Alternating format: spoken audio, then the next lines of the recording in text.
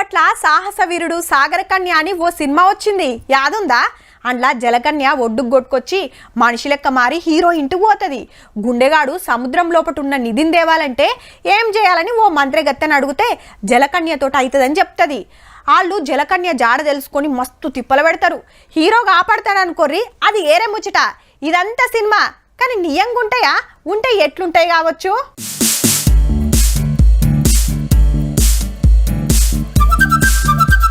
How సాగర కన్యలే మీరు సుత చూడాలంటే ఏ సముద్రం కాడుకో పోవాల్సిన అవసరం లేదు.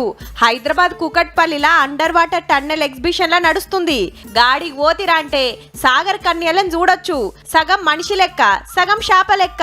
పోరలు చూడురి, జలకన్యలకు టాటా చెప్పుకుంటా షేక్ అండ్ ఇచ్చుకుంటా చిన్న మురిపేం కాదు పో. టీవీలో చూసిన, బాగుంది, చాలా నచ్చింది నాకు.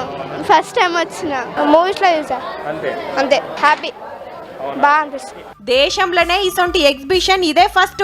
స్పెయిన్, ఫిలిపీన్స్ దేశాల అమ్మాయిలను ఇట్లా తయారు చేసి నీళ్ళకి దింపితే మనోళ్ళు సెల్ఫీలు, వీడియోలు గుంజుడే గుంజుడు. అప్డేట్స్ వస్తుంటాయి ఇన్స్టాలో, చూసి వచ్చామన్నమాట. కొడంగల్ నుంచి డైరెక్ట్ వచ్చాము ఇక్కడికి. ఎంత బాగున్నాయి అంటే చేపలు కూడా చాలా బాగున్నాయి, హైలైట్ కనిపిస్తున్నాయి మొత్తం. ఇక్కడ కూడా ఇది కొత్తగా అనిపించింది మాకు. పోరలకు ఈ స్కూళ్ళకు సెలవులు వచ్చినాయి కాబట్టి బగ్ వస్తున్నారు. ఇంకో నెల రోజులు నడుస్తుంది. సినిమాలు టీవీలలోనే కాదు, నియంగా జలకన్యలను చూడాలని కాయిషున్నోళ్ళు పోతే పోయిరారి మరి.